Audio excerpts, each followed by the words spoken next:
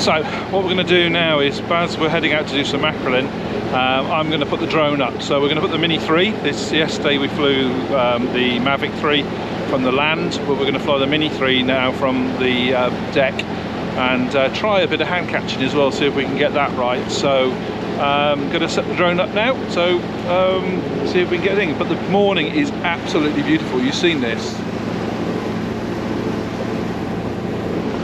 I'm not an early bird, I'm not an early person, but hey, it makes it worthwhile when you see a morning like this. I tell you, if fishing wasn't so hard, I think I could be a fisherman, but it's too hard, very hard for these guys. So yeah, I'll set the drone up now and we'll get flying.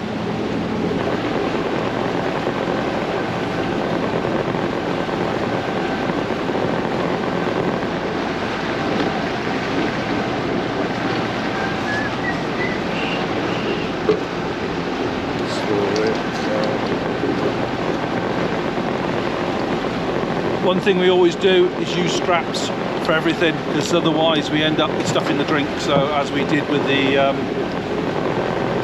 clip the other week.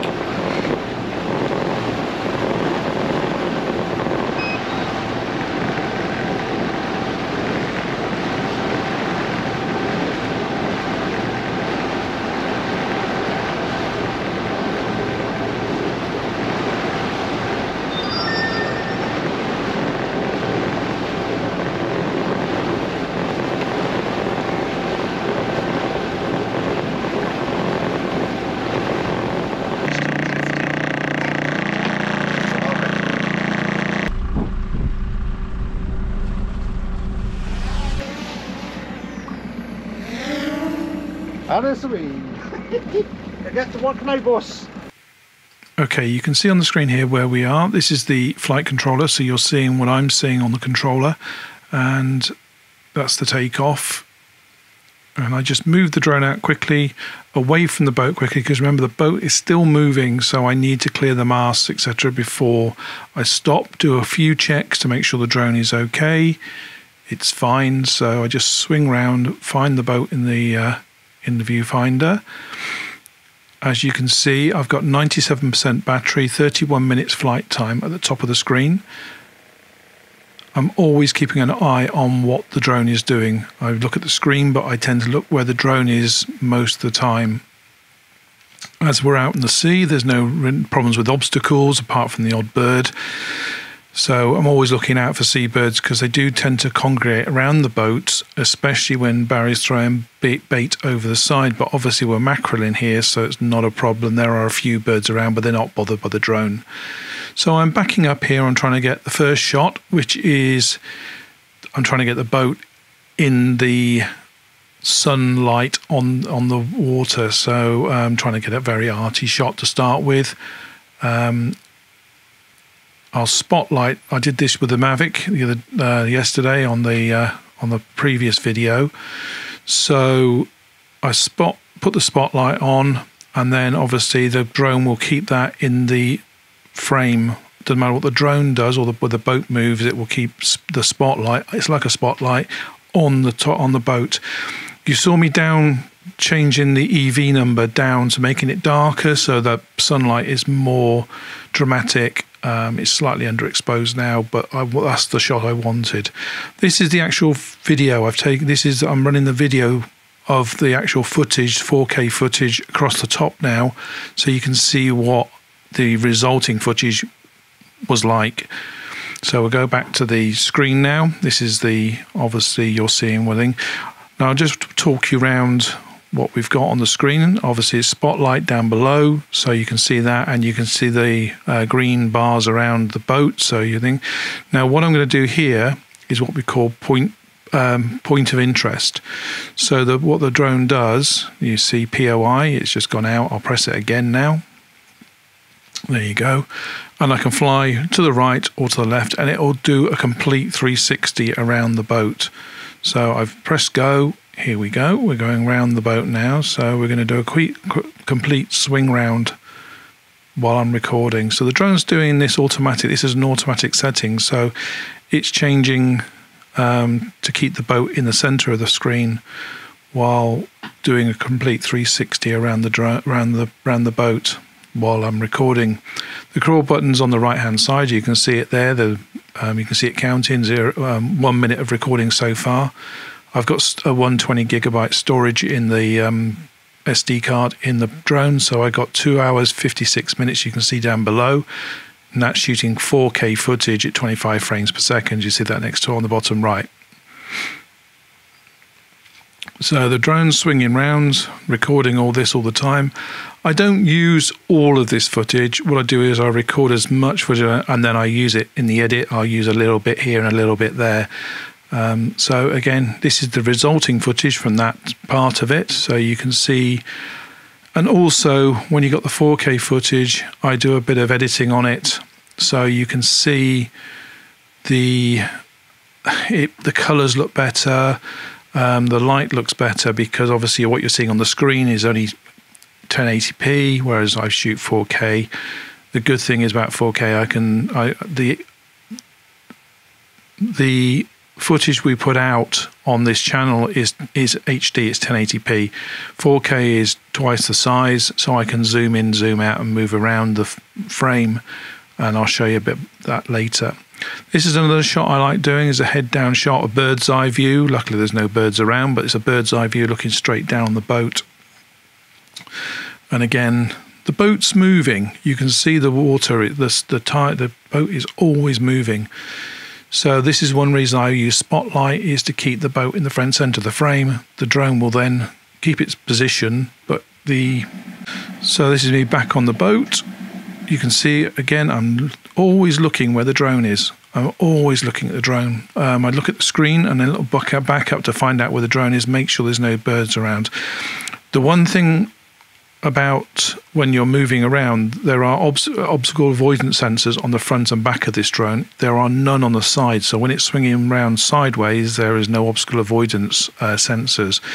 On the Mavic 3 that I flew in the previous video, it's got 360. It's got a 360 bubble all the way around, so it shouldn't hit anything. It should stop or go around. The Mini 3 is not as sophisticated, but it does have sensors front and back and below, but not at the side. So if you are flying sideways like I was doing with the point of interest, it will hit something. But obviously we're out in the ocean, so there's not much to hit, but it's something to bear in mind when you're flying around on land. Now I'm bringing the drone into land for the first time, trying to hand catch it. Now you can see the drone moving around. It's not actually the drone that's moving, it's the boat that's moving. The drone is GPS locked.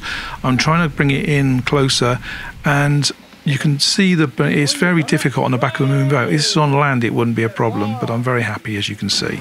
So that's how we fly the drone from the boat. First time I've ever hand caught a drone on the boat, so I'm quite pleased about that.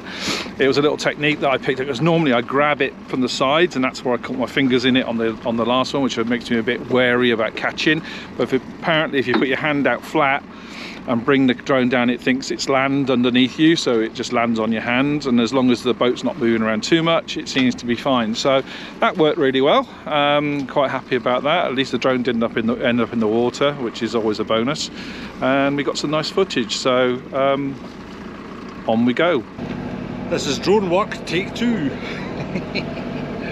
This is our Jeff's idea. What he's suggesting is actually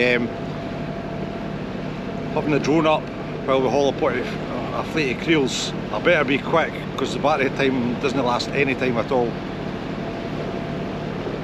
But it should make good footage.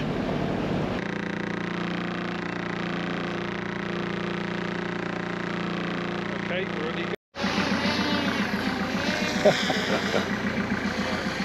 Where's the flag end? There. Okay, that one there. Yeah. Okay,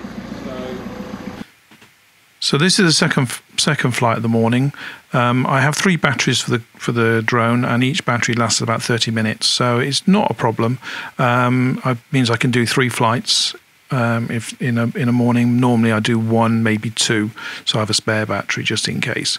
As Barry said, the battery does run down fairly quickly. As I say, it lasts about 30 minutes, but it depends on what the weather conditions are like. If it's very windy, if it's got to fight to maintain a speed. Anyway, we decided to have a go at shooting, hauling and shooting in the same sequence. So I have to be, because I can't land while the creels are on the back of the boat. I can't move around, even hand catching, I can't move around thing. And when there's all creels on the back of the boat, I can't move around. So we decided to have a go. So as you can see, I've put spotlight back, and I do like using spotlight because it means that it maintains the boat in the center of the frame. And I'm moving around using the manual controls to move the drone around. I'm flying at 12 meters. You can see I'm always flying low. If you go too high, the boat is just a little dot on the whole sea, so I tend to keep the drone low. 12 meters is 36 feet, so it's nothing really. As you can see, I'm dropping in the footage. When the screen changes like that, that's when I'm using the actual footage I shot on the drone rather than you seeing the screenshot. But you can see I'm maneuvering around. I only take certain segments, as I said before, out of the resulting footage. But spotlight keeps the boat center in the frame. As soon as I move away, the camera moves to keep the thing. It's like a spotlight. The spotlight is on the boat. That's what it means. Top right, I'll go through some of the other things on the thing. Top right, you can see a little satellite symbol with 31 and 32. That's the number of satellites that the GPS satellites the drone is attached to. I need a minimum of 10 or 11 to be able to take off, but that's got 32. To the left of that, you've got the RC controller signal. You can see I've got a really strong signal, which I would expect because obviously I'm not very far away. I'm only 12 meters above the boat, so it should be pretty strong there. But the further you move away, the weaker the signal gets. But these drones officially can go up to 2 or 3 miles away from the controller. However, we have a rule of visual line of sight. We must maintain visual line of sight with the drone, so we're not allowed to fly them too far away. I tend to fly no further than 500 meters. It used to be the rule 500 meters. Now the CAA say it's visual line of sight. So as soon as you lose sight of the drone, you've got to bring it back. So I never really fly more than 500 meters.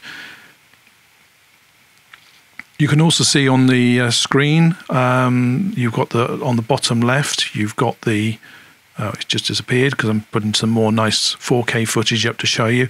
Now, what I'm doing here is I'm zooming in using the 4K thing. That isn't zooming, the camera isn't zooming, I'm actually using the footage to zoom. So I can, because it's 4K, I can go zoom in, zoom out without losing any quality. It's like a digital zoom. You can see we're down to 82% on the battery and 26 minutes of flight time. Now, while it's hovering, like it's doing at the moment, it doesn't use that much battery, so it's got more flight time. As soon as I start moving and flying, especially for flight speed, that number will drop pretty quickly. So the flight time will drop as well.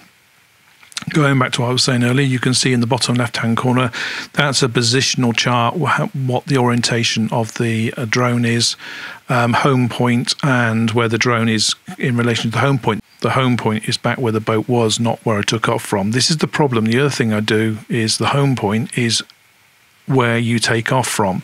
Now, there's a safety system on the drone, which if you lose the signal, it returns to home. But the trouble is the home was back where it was, where the boat was, not where the boat is now. It doesn't come to the controller, it goes back to where it took off from. So if it returns to home, it will go back where there's no boat, there's nothing, and it will land in the water. So when I've got my safety system set up for, if it loses signal, it just hovers. It just hovers until it regains signal. So that's the best thing to do. Normally it would return to home. If you're on dry land, it will just return to home, which is a very good system to have. And you can see it on the left-hand side in the middle. Excuse me. On the left-hand side of the middle, you can see an H with a land. That's a home point. So if you want the drone to come back to you, you just press that and it will come to home. It's also on the controller as well. But for when you're working on a boat, you do not want to do that. So you can see Barry's pulling a fleet of 8 creels, the steel creels. If it was a fleet of 12 wooden creels, I'm not so sure we would have had enough juice in the batteries to do this. We'll have to give it a go and hopefully be okay. But yeah, it's working really well so far. He's on his last creel to pull in the last creel before we shoot off to to go off and shoot the Creels, but I did the whole sequence. I'm planning on doing the whole sequence. But again, look at the flight time, look at the battery power. We're still on 73% and 23 minutes of flight time. We've got loads of time. And Barry's working really hard as well. He said he'd try and get it done quickly, but we don't really need to worry too much, I don't think, on this. So yeah. Going back around the controls, on the right hand side, as you can see the record button. I can also take stills on this drone. On both drones you can take stills. I usually use this drone for video only. The stills are okay, they're like a good mobile phone. The Mavic 3 is a much better stills camera on it. It's a Hasselblad camera and a Micro Four Thirds sensor, which means it's a lot bigger sensor. Which gives better pictures.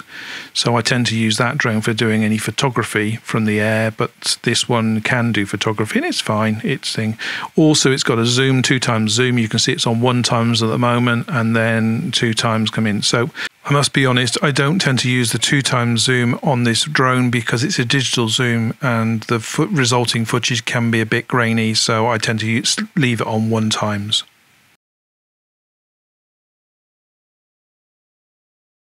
We're going off. He's pulled the flag in. We're now shooting off to go and start shooting the Creels. You'll see about there you go. There's a flag going over the side. So I'm on what we call active track now. Now, when we get in a minute, you'll see the screen and it will be on active track. Now, what that means is the drone. There you go.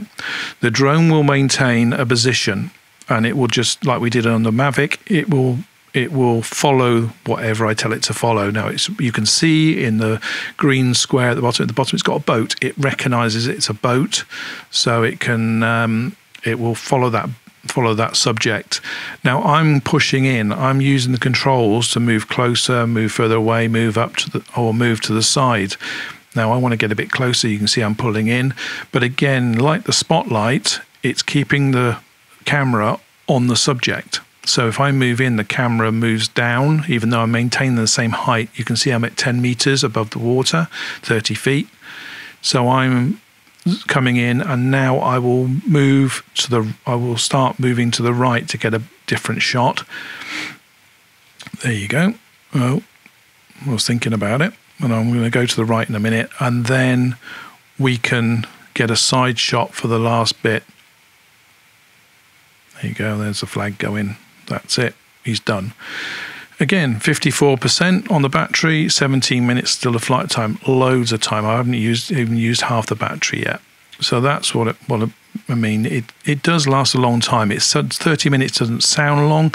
I tend to work on 25 minutes because I want to have a leeway, a safety, and with regards to this, I would say 20%, 25% battery. I'd start bringing it back just to give myself a bit of security, if you like, safety margin.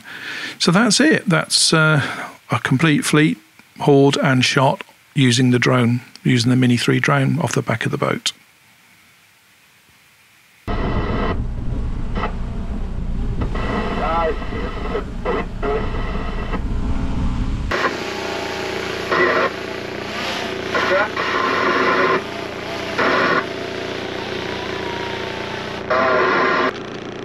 So, ladies and gentlemen, that's the second flight with the Mini 3. Hand caught again, which I'm quite pleased about, as you saw.